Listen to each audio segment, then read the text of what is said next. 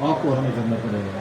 ہمیں اس کے اوپر جو ہے ہمیں مجرمانہ خاموشی جو ہے وہ نہیں اپنانی چاہیے. آج اگر ہمارے صوبے کے حالات خراب ہیں تو ہمیں اسلام آباد کے حوالوں میں اس کی آواز اٹھانی چاہیے کہ ہمارے صوبے کے حالات کیوں خراب ہیں.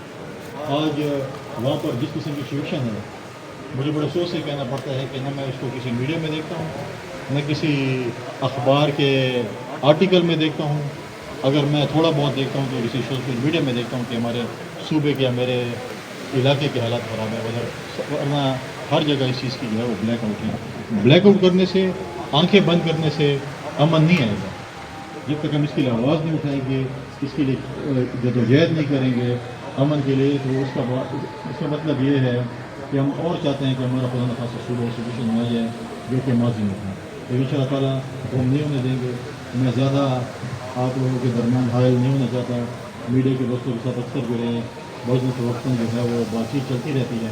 تو ان شاء اللہ تعالیٰ میں اس امید کے ساتھ کہ ہماری جو نئی تنظیم ہے اس کو میں دعوت دے دوں کہ پشاور آئیں, آپ کو ٹکٹ پڑے اور بھی اور